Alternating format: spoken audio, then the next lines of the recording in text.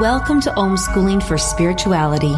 The Flow is a delightful mix of insight, divine inspiration, and humor, where wisdom meets earthiness to help your ongoing spiritual growth and transformation.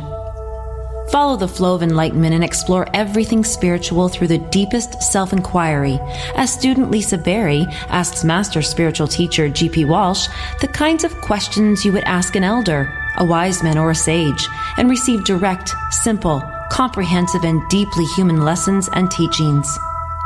From transcending the experience of separation, releasing old conditioned patterns and wounds, and alleviating suffering, to demystifying esoteric practices and revealing one's true purpose and innate freedom. Welcome to the Flow of Enlightenment. Transformation is all there is. And hello, everyone. Welcome to the Flow of Enlightenment. And you are here with G.P. Walsh and myself, Lisa Berry. Hello, G.P. Hello, Lisa. Happy Tuesday. Yes, happy Tuesday. I look forward to Tuesdays and the Flow of Enlightenment with you because a lot of questions show up and a lot of emotions, you know, we can feel them, you know, they're everywhere. But, you know, when they say spring is in the air, this isn't quite that, but it's, you know, you can feel it.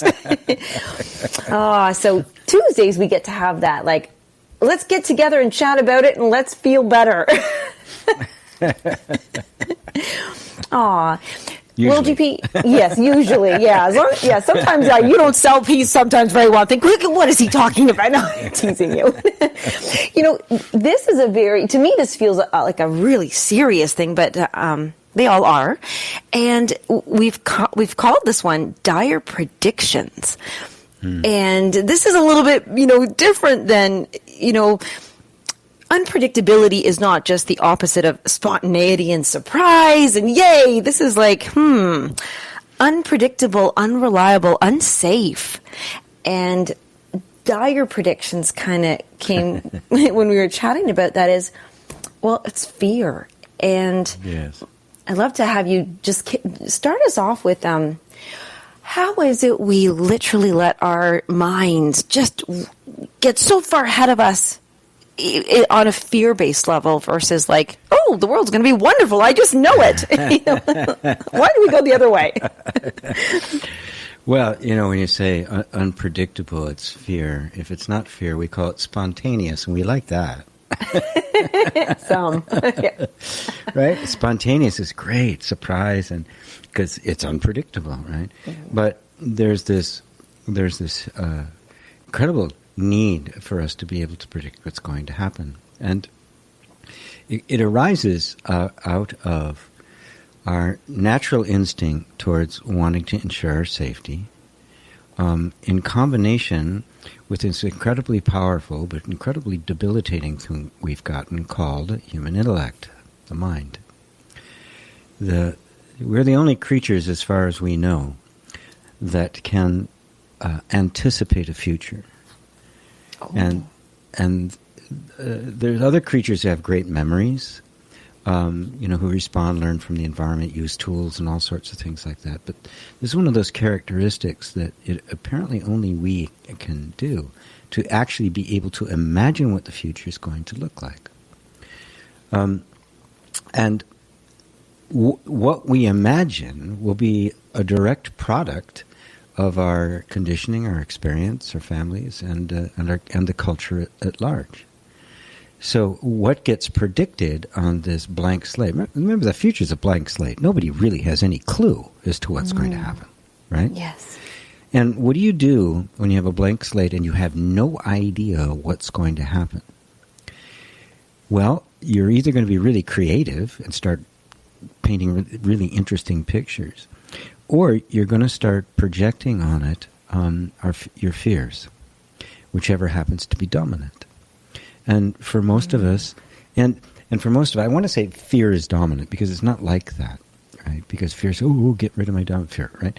What it really is we unconsciously are still so identified with the body-mind that the instinct towards safety dominates. And when the instinct towards safety dominates, what we're going to be projecting is all the things that might go wrong in the hopes that we can then avoid them. Yes. And so rather than thinking about what might go right, we think about what could go wrong. And look around. Our culture believes that's the wise thing to do. You know, everything's about what's going to happen and insure against the future and make sure you're saving for this and buy your life insurance and, you know, are you paid up on all of these kinds of things? It's one thing after another, you know, to all the ways in which you need to protect yourself against what might happen in the future. And it's just dominant. It's the cultural norm. And so somebody coming along, it seems very Pollyannish to say, yeah, but what about all the good stuff, right? It doesn't happen. It doesn't happen. And here's the real tragedy of it, right? It's not like I'm saying never plan, right? Obviously, if you're going to go on vacation or go visit somebody, you have to buy your ticket in advance, right? So it's not like you just show up one day and say, I think I'm going to go to Puerto Rico, right? I mean, it doesn't happen that way. But what are we pondering? What do we anticipate the future is going to be? And the thing about it is that because of this drive towards safety and the human capacity to anticipate, right, we create these images that we're constantly dealing with. We're always trying to buffer against the future. Now, your nervous system as a whole, separate from the capacity to anticipate, just feeling into your body, it's very immediate. It's very much in this moment.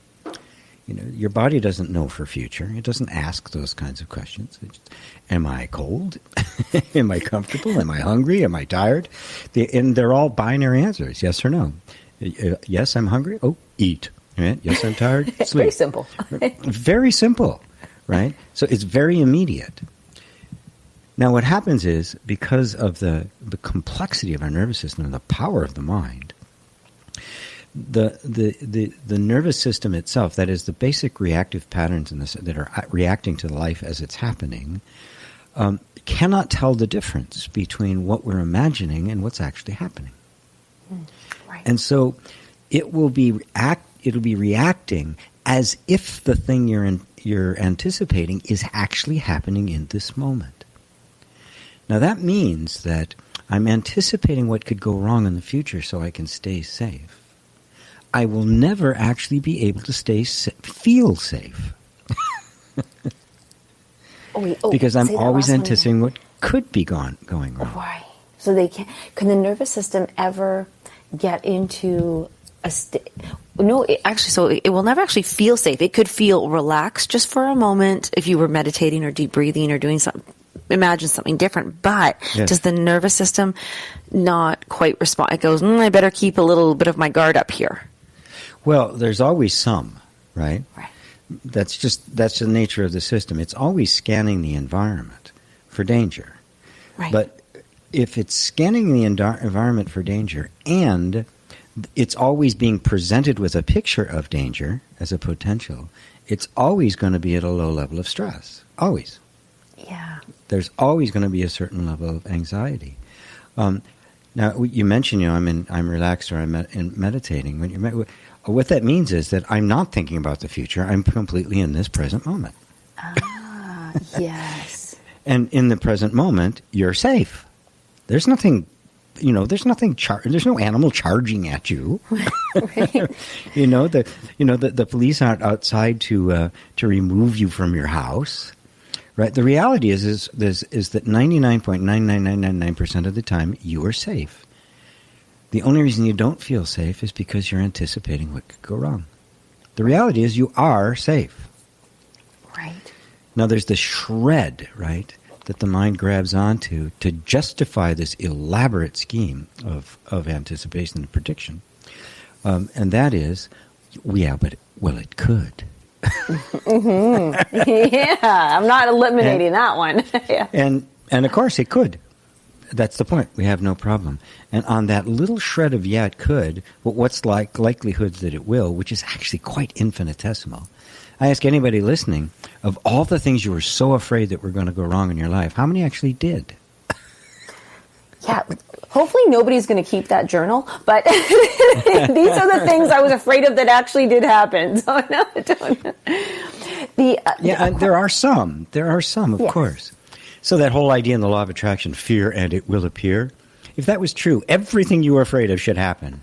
And almost none of it did. Right. Yes. I'd be covered in spiders all the time then. No, Yeah. So, in fact, if you look at it reasonably or rationally, the overwhelming evidence is that everything should be just fine, which means our view of the future should be just absolutely filled with all the great things that are going to happen and probably will. Yes. Okay. Which is the best advice we could possibly go with right there. Yeah. The couple questions that have come in that I'm going to ask, but one of them is coming up right now as you say this. If we're being presented with a picture of even low-level danger regularly, whether it be the news, the world, conversation that's around you, what you choose to read, social media platform, blah, blah, blah, blah. Like it's always there. Like it's always there. Then we have something that comes, this is not a very nice thing, but if we're threatened, if another person, whether it be relationships, your parents, your job, security, things like that, somebody literally is placing a threat towards you, where does the mind go, and how can we settle the nervous system so that it can not be totally irrational and actually have a chance at saving itself? Oh, wow.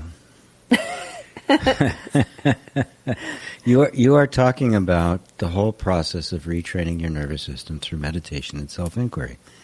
That's what it does. You are retraining the system to be present in this moment, to not be locked off in an imaginary future, to not be engaged with things that aren't important, so that when those moments come up, you have full access to the inner resources that are going to be able to respond in the most intelligent, creative, and compassionate way. We don't normally have access to those because our minds are somewhere else. We're not present. We don't know who we are. And therefore, when the time comes, we find ourselves lacking in the ability to deal with the situation that comes. So, if I have a certain image in my mind of who I am, right? If anything happens in my environment that image can't deal with, I'm going to feel as if I'm out of luck, I'm out of gas. Yes. But you're limited by that image. The truth of the matter is, you have everything you need to be able to respond to any circumstance, however it may happen in any given moment. Those resources are in you, but we don't have access to them because we have a very small view of ourselves, and our attention is in the future rather than in this present moment. Self-inquiry, the whole point of it is to break down that idea we hold of ourselves, to reveal the self you really are, which is orders of magnitude larger, more powerful, and more competent than who you think you are. Oh, the good way. Yeah, the good on the other side. Yes. Yes. The reality is that the limitations are imposed by our beliefs about themselves. We don't have any. Not really. You create the limitations and enforce them yourself. You're the prisoner and the guard. Yes. Oh, and that is so true. And there's so many instances that presents itself. And okay, not that I want to lay blame here or anything, but what about the person who literally is threatening someone else? What responsibility are they threatening others because of maybe they're going through some fear? They have a prediction, a dire prediction of the future that unless they do this or have control over another, that they themselves might be eradicated, or something. Well, it's been shown time and time and time again that people who are aggressive or violent or bullies, anybody who acts aggressively towards somebody else without any real need to, not really being threatened, arises out of a deep sense of vulnerability and a lack of control over their own lives. That's where it comes from. I mean, violent criminals all have their origin have all been traced to violence that was done against them. Right. And so that sense of vulnerability has to try to compensate for itself. If it doesn't get transcended through wisdom, through genuine wisdom and self-understanding, the nervous system will compensate for the vulnerability in any way it knows how. And if that means, and I start being aggressive and violent and I start getting what I want, the nervous system says, this works. We're going to do that. Right? Because that's the only way I can keep myself from being in contact with my own vulnerability.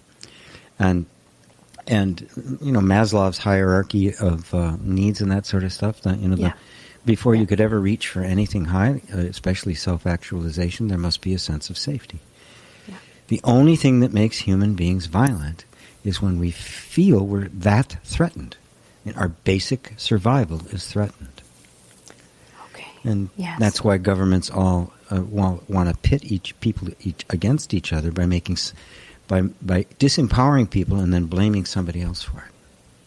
Yes, yeah. It's a technique that's been known for forever. The Egyptians did it. The Romans did it. Oh, the Persian not Empire the Egyptians. Oh, say it's not true. No, they all did it. This idea of knowing how to manipulate people's feelings to get them to do what you want and to worship you has been known forever. Yes. Yeah, and yet we haven't. And more people need to do the self inquiry work. That's what they need to do. There is no other way. Oh. Believe me, I've tried them all. Well, that is actually, it does, that's the simple and true answer. Now, we'll go to commercial, but when we come back, I have a question that maybe many people might find familiar, is that when they have a dire prediction that if they are not there constantly in their children's lives or animals' lives or somebody's life, that something bad will happen. So they are controlled by this. So if you're listening and relate to that question, we are coming back to that one on Dire Predictions on the Flow of Enlightenment.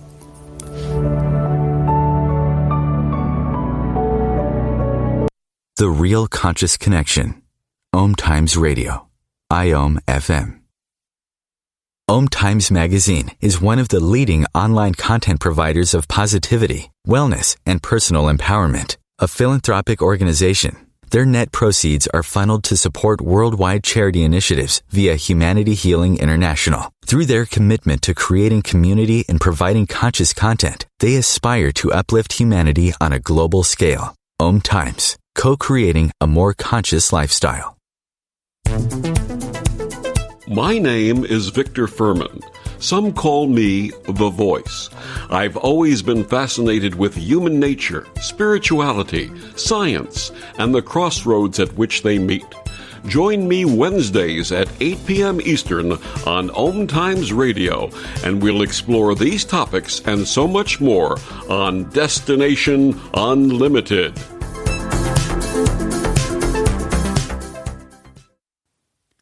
Touch, move, and inspire. Sharing your story of how you overcame your deepest struggle will serve as someone else's survival guide. You are ready to get the book out of your head and onto the page. I'm Jocelyn Bellows, host of Breakdown to Wake Up, a live stream show dedicated to sharing personal journeys of men and women who have traversed through mazes of uncertainty, dark clouds, and dishonoring themselves, and the lessons they have learned along this path of what one can accomplish in our own self-discovery. And as a writing and life coach, I work with men and women to break through the BS of their lives to find their own voice and leaping into a life they love. It is my belief that when we share our stories of how we overcame what we have been through, it will serve as someone else's survival guide. So if you're ready to get the book out of your head and onto the page, I'd love to hear from you. Go to www.jocelynbellows.com and join me every Tuesday at noon Eastern and Wednesdays at 2 p.m. Eastern.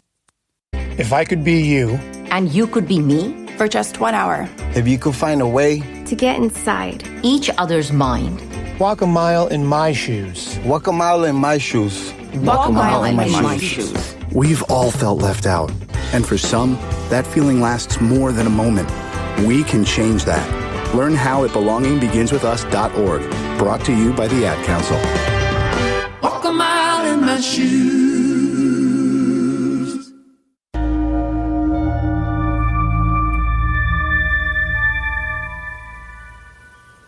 I always feel like we've gone from like the choir to, Monkville.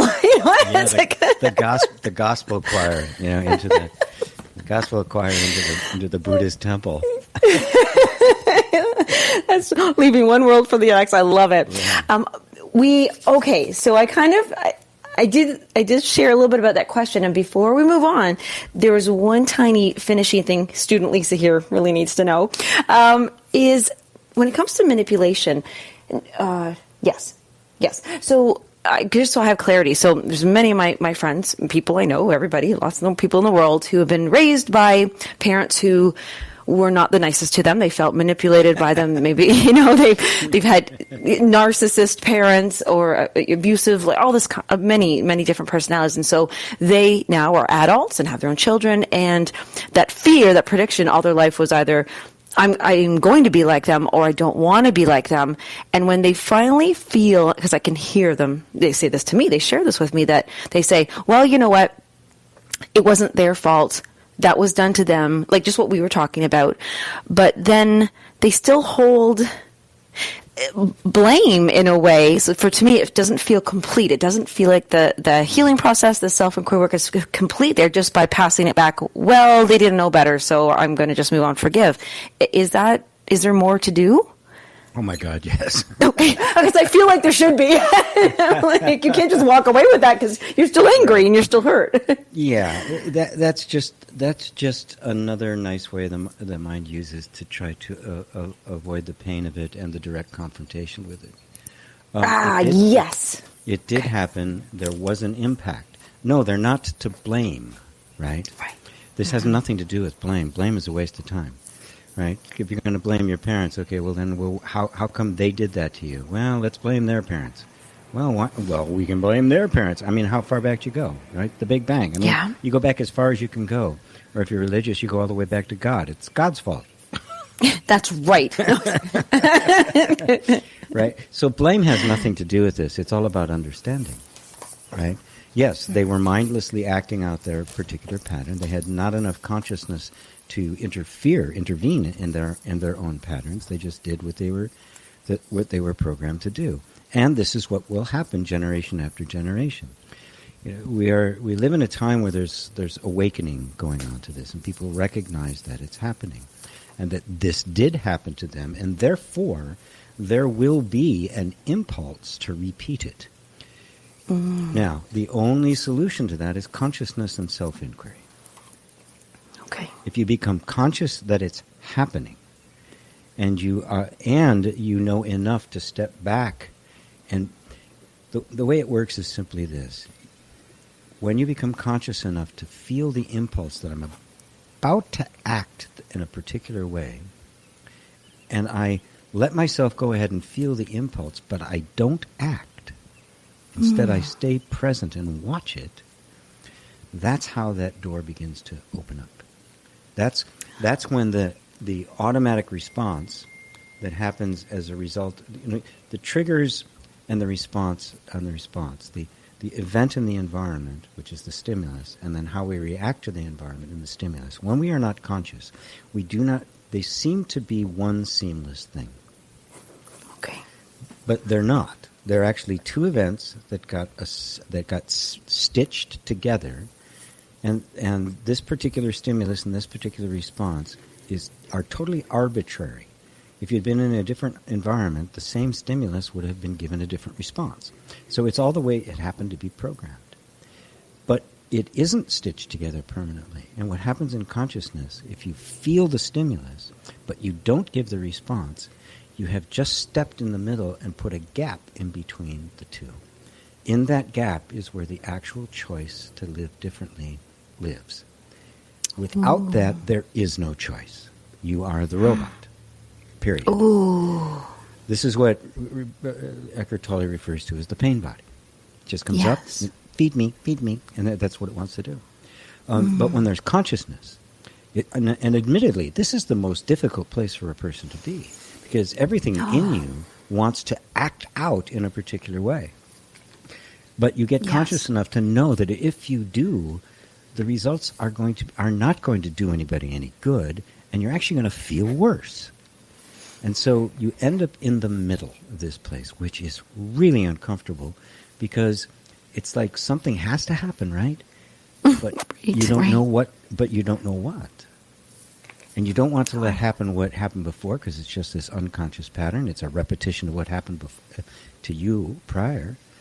So you don't want that to happen, but you don't know what the hell to do. And that's unpredictable. Yes. That's totally unpredictable. But it's only in that space where enough of a gap opens up that wisdom can intervene and say, you could do this instead. And that's where that's where the healing is. And it takes that being an observer. I love that you just said. I had to draw my little needle stitching things together because if you don't have the two things apart, they're just together. It's like a robot. I love that you said that because that's exactly people like. I was stimulated and now I'm doing this and you don't even know you're just doing it. But the consciousness allows you to be that observer to think. Let me think about how would I respond? What's happening? It requires consciousness to even know that it's happening, right? You press a key on your keyboard on your computer and it does something. Now that's programmed. That key could be programmed to do absolutely anything, right? But it's programmed to do that one thing. Now the computer has no consciousness in which to say, whoa, I don't want to do that anymore. Yeah. But you do. But your nervous system is like an organic computer. It's just a collection of stimulus and responses. That's all it is. And without consciousness, you'll just do the way you were programmed to do. You will be the robot. Oh my gosh. I totally get that actually it's a new clarity for me that's the nervous system is what's programmed. It's our body. Mm-hmm. The consciousness is what allows us to not be the robot. So when we are reprogram the nervous system because we're finally being conscious. Correct.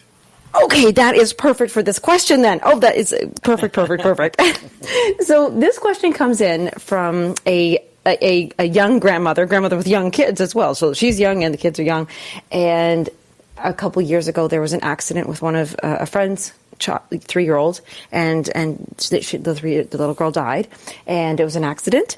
And so now this young grandmother is she can't stop she's unconscious, so she can't stop this fear of. She knows the grandchildren are sleeping in their bed, but she's like, I better just go check on them. I have to go, just check, and just to piggyback on this. I have this thing about my house. Always, my best friend's house burnt down, and I would always think as soon as I left the house, I'd be driving home and think, "Oh my gosh, my house has got to be on fire. I know it. The cats are burning. I have to get home, and there's no reason." And it's just this because. And the question is when something is stuck in your mind because it did happen to someone, to you before. What? How do you get there to that conscious level? All right. Well. Here's one of the key things, right? Everything gets stuck in your nervous system and is programmed in as an automatic response because something did happen. Right. Yes. We talk about we may not be consciously aware of what happened, but if there's any kind of behavior you have now that is not serving you of any kind, it was put in place by something that really did happen. The nervous system doesn't make stuff up. It doesn't sit there and go, gee, how can I mess up this guy's life today? It doesn't do that. It's completely programmatic, right? And especially as children, because that's when we're the most vulnerable. You're in a particular environment that has a consistent way your parents deal with you. The nervous system gets it and then creates a set of behaviors and automated program responses to deal with that environment in the way that is most appropriate, and by most appropriate I mean most guaranteed to keep you alive. Ooh, and yes. It will bury other kinds of behaviors, even the best parts of you if need be, in order to make sure that the version of you that can survive in that environment is the one that gets presented. And it doesn't just immediately let that go when the environment changes.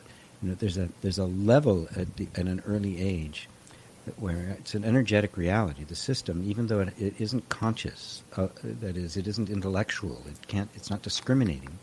The nervous system itself, just like any animal, right? The animals don't think about how they're being trained or programmed or responding to their environment. It just happens. It happens the same as human beings. And so there's a certain assumption in the nervous system that says this is the way it is, this is the way it will always be.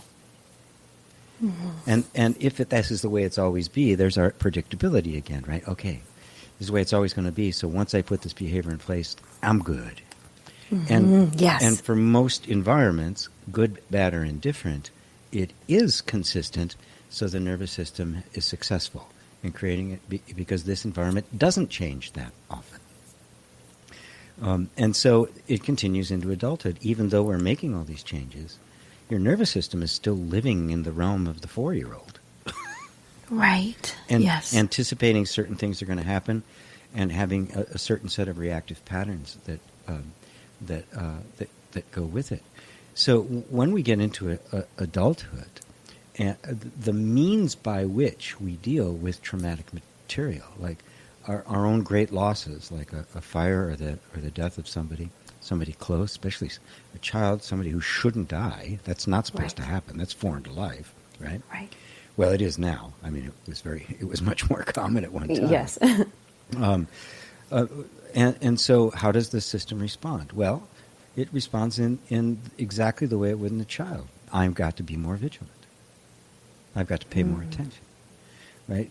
There's kind of this underlying assumption that, okay, I've got to mitigate now against this possibly happening in the future.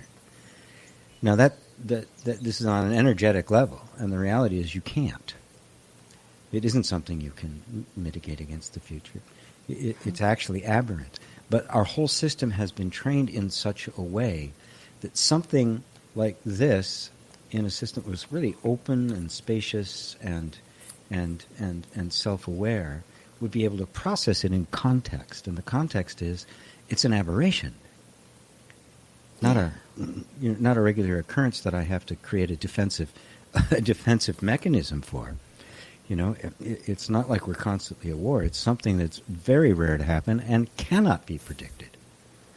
Right, it cannot. And therefore, no behavior can or should be created to compensate for it. Is the behavior more or less coming through because of that thing we have, but somebody's got to be held responsible? And so we think, okay, so either, in this particular case, she's going, okay, I'm being placed in responsibility of this, the life and care of these children. So, is that why because they think, is it something related there, but we're being held responsible, or somebody's being responsible so they can try to correct it or make sure it doesn't happen? They can be responsible? Well, what happens when we can't deal with the nervous system and understand it enough to be able to break it out of its habits? We then try to do it with our minds. And the mind tries to create a linear cause and effect. Well, if I can just identify that cause, well, then I'll be able to eliminate the effect. But of course, that's absurd. The mind has to reduce the complexity of life down to a few little variables that it can think it can manage. The fact is, the mind can't deal with it is unpredictable. You can't possibly anticipate it. It is not possible. Now, if that's the case, right, your mind becomes useless. Now, at this point, you now have to go to a different place, which is the inner resources that would be available to deal with the unpredictable. But we don't have access to that because we've all been programmed into these various kinds of states. So the breaking of this programming is what takes the nervous system and returns it to its very natural, flexible state, which means it has full access to all of its powers. It isn't constricted. And the powers of the nervous system for survival are formidable. Obviously, every one of us survived childhood. I think that's proof enough. Right. I feel like there should be a course called, and maybe you already have one, called Access to Inner Resources. Talk about natural resources. Reconciliation. Yeah, exactly. That's what inner reconciliation. You're reconciling with all these things that have been disowned and the like, because they're all your powers. Right. All the stuff you think are problems, negative emotions and stuff aren't. They are your powers that have been disowned. Yes. Yeah, angels in the basement, not the attic. Angels in the basement. Yep.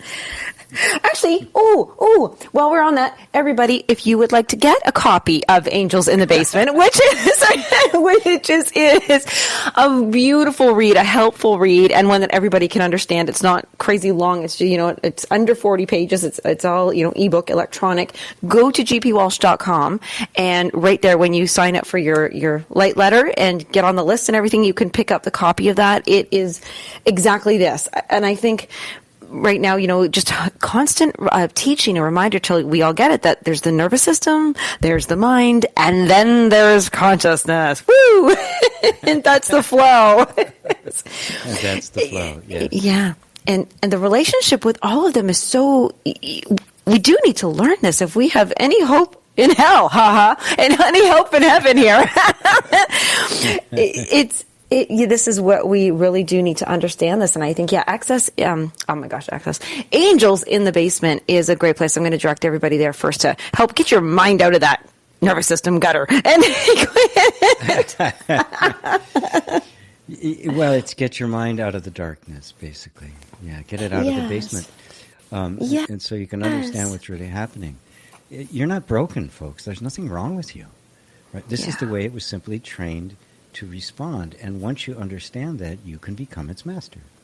Okay, simple, and that we'll go to commercial on that one. I like that one. So whoever wants to become, masters of their inner resources, which you absolutely can, then come on back to the Flow of Enlightenment.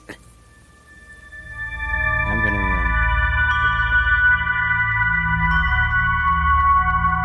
Conscious media for conscious minds. OMTimes. Ascending Hearts is no ordinary dating site, but a spiritual dating site with a purpose, to link you with your soulmate. We engineer the serendipity so you can trust that you will attune with someone that has the same matching vibration as you. Ascending Hearts, the conscious dating site for the spiritually aware. Try Ascending Hearts for free. AscendingHearts.com. Hello, I'm Sandy Sedgbeer, host of OMTimes Magazine's flagship radio show, What Is Going On. My passion is sifting through information, research, and innovations from new thought teachers, speakers, and researchers pushing back the boundaries of what we know about life, energy, metaphysics, and the universe. I love shifting perceptions about who we are, why we're here, and how quickly impossible becomes normal when we open our minds, expand our awareness, and accept that the only limits that exist are those we place upon ourselves. So if you're the kind of forward-thinking, eager investigator of what lies beyond the current reality that most perceive, why not make a date to come play with me in the field of possibilities at 4 p.m. Pacific Time, 7 p.m. Eastern Time every Thursday, and together we can discover what's really going on. Coping-19, brought to you by CDC and the Ad Council. If you're feeling increasingly lonely right now, you're not alone. It's totally normal. Even though we may not be able to get together in person, connecting virtually with friends and family still gives you a chance to interact with people and may help raise your spirits. Join a virtual book club, set up group text chats, or online video coffee breaks with coworkers. Find more self-care and coping tips at coping-19.org. Love garbage day. Oh, actually, I'm going to take this moment, GPS, because I'm so happy that that the ebook came up, and I want to just share with everybody who might be just tuning in.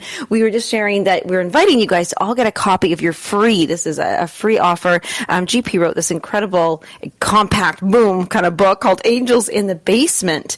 And it really is where we take all of our things that we think don't serve us, that we're mad at, that we're, we think make us broken, and we send them to the basements. And so really, I love that you said that these are truly our powers. And so we do want to get those angels out of the basement and back in so that we can have access to those inner resources. And so guys, go to gpwalsh.com, get the copy. It's free. Get your copy of Angels in the Basement, and then let us know what you think. You can email us. You can ask questions that we can answer here right on the Flow of Enlightenment by you can comment there on the site or email us at questions@gpwalsh.com.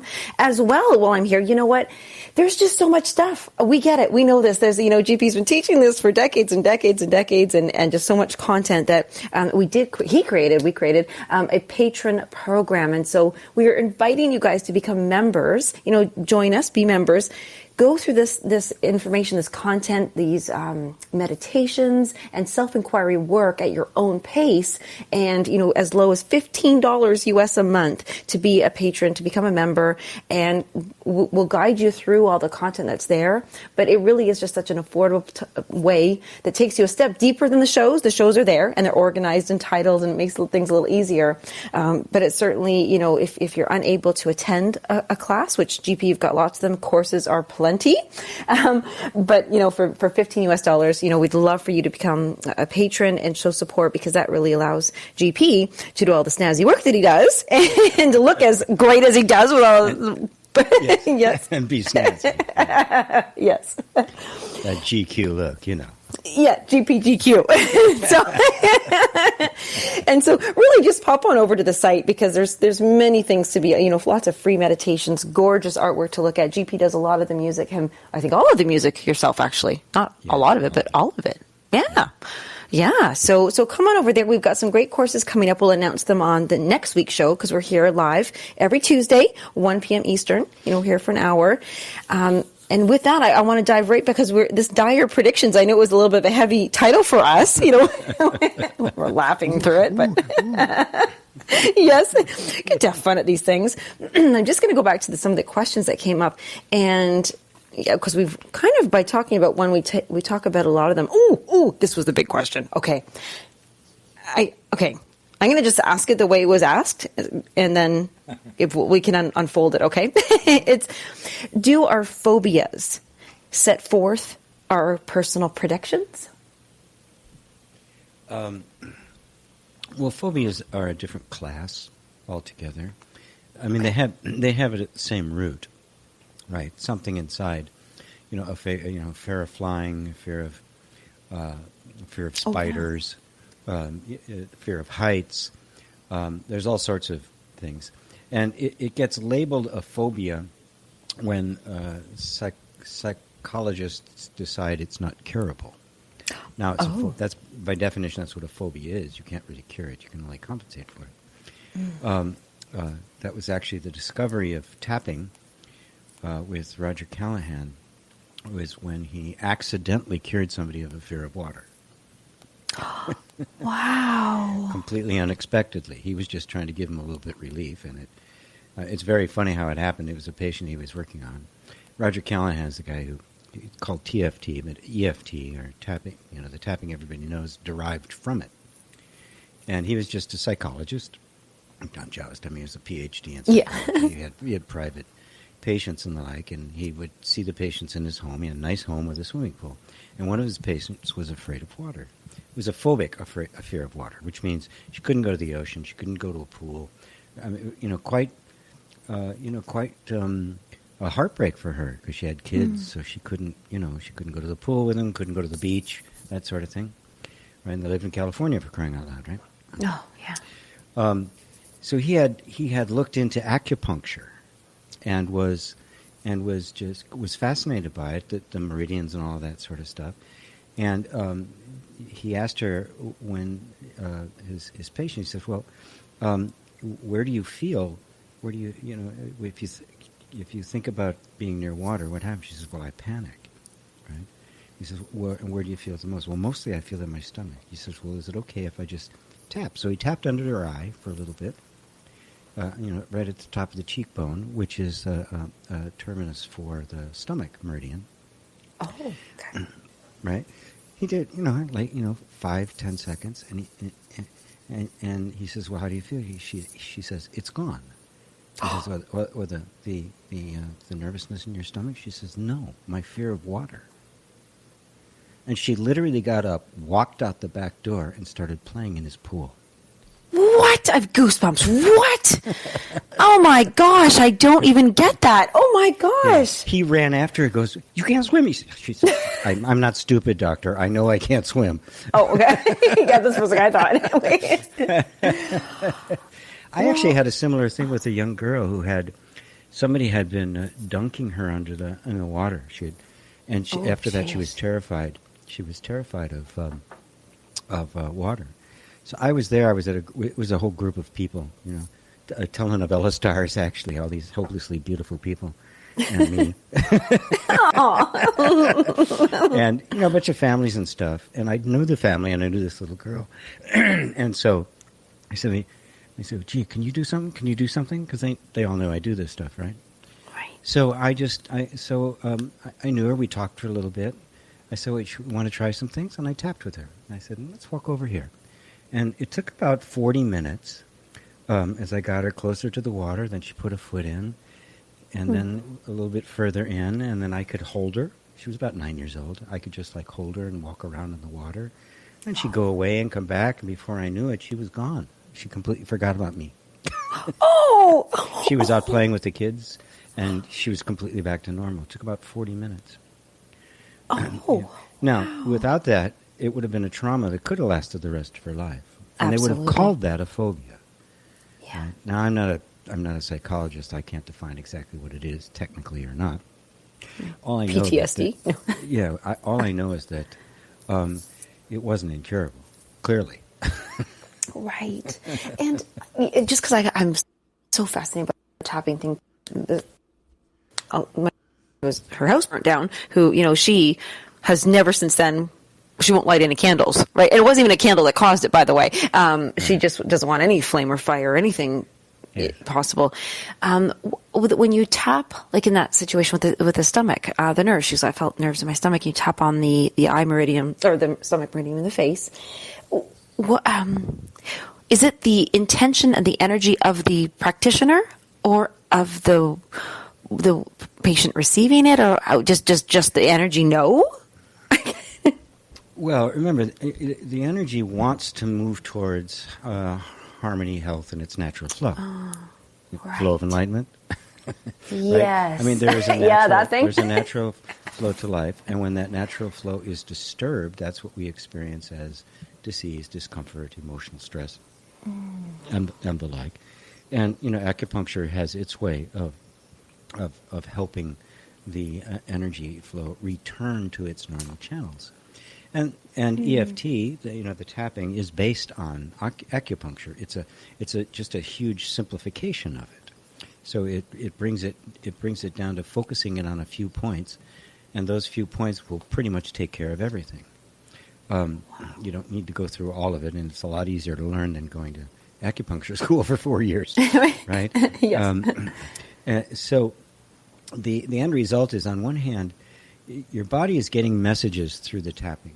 And as far as I've been able to understand how it works, is that the tapping on various parts of your body, mostly on your face, there's only about 9 points that are used, conveys to the nervous system the message you are safe physically. Yes. It's just like any time being touched or hugged, the nervous system interprets that as I'm safe, I'm okay. Now, if you combine that with it's kind of similar to cognitive psychology, where you're basically adjusting people's perspective, you've got a very potent way of disassociating, disconnecting. So right now, for her, any fire is associated with I'm losing everything, or they're losing it. Yes. Right? Yes. So the flame of a candle now becomes a forest fire, as far as the nervous Right. system is concerned. The reaction is identical. Right? So it has to be broken, because there's no need for you to react to a candle the way you would to a forest fire. Forest fire, get your ass out of there as fast as possible. Yeah. Right? Candle, Yes. no. Sit back and Blow it out. and look at it. It's beautiful. Right? Yes. Enjoy it. Light some more. Right? Burn some incense. right? So but that association has taken place because the nervous system is fire bad, got to get out of here. So this is simply our nervous system's work to try to find the way that will guarantee safety.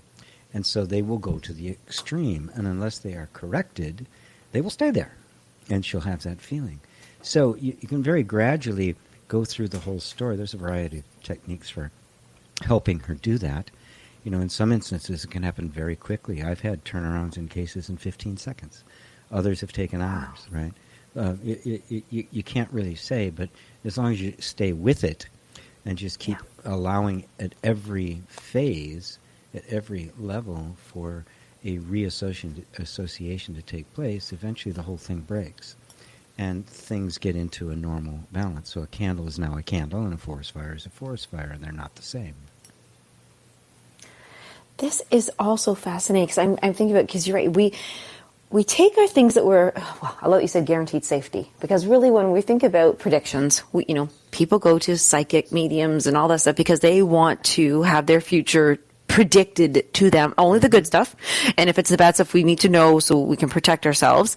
But really, what I'm hearing in this one tiny little hour is that, nobody can predict anything. It's that we need to start planning for a beautiful future, a safe future.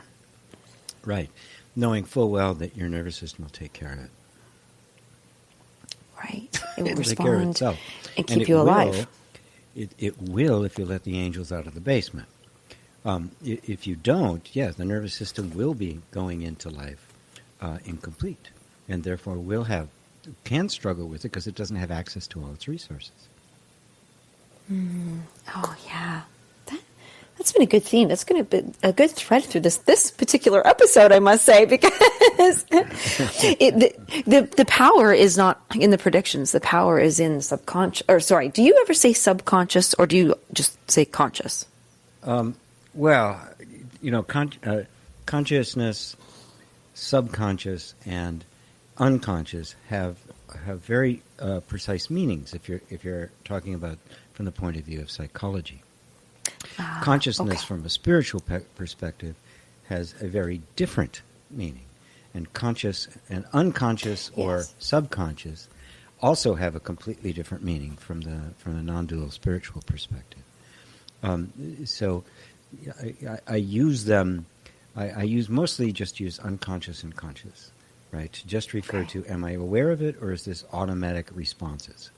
Now, the automatic response can be the unconscious, which is basically just purely physiological reactions, and the subconscious being programmed patterns laid on top of it. I don't really make much of a distinction because who cares? I don't have control over it, and it's messing up my life, right? Right. So, giving it a nice name doesn't mean much to me. So spiritually speaking, consciousness and unconsciousness are all you need. Am I aware of, or is it automatic? And so it really depends on who I'm talking to, the particular words I will use to make sure it's understood correctly. Okay, that's helpful. Because sometimes I get messed up. I think, wait a second, if I wasn't conscious, then it is subconscious, and all that kind of good stuff. So I like that. Are you aware, or is it automated? That's a beautiful distinction. We can do something with some, and the other we cannot. And on that note of aware and automated, because I won't launch or share, because I would love to stay focused on, if somebody needs some additional support right now, is to stick with the Angels in the Basement free ebook, which is on the website, gpwalsh.com. And also, because we've always got some fun stuff going on, because we'll do it next week. We'll announce, some fun, this is a big program coming up, and there is even a prerequisite for it. So everybody tune in. Right. Homework ahead of time. Homeschooling is in for summer. There you go. We're starting the summer session. Yes. Well, with what I love of this whole journey for self-inquiry to me is it literally has had no limitations, nothing that's restricted me that says, no, Lisa, you can't do that. You're not ready yet. There's no, so anybody who's listening, you can literally start this anywhere right this second, no matter what. And it kind of is like what you said. It's the only way.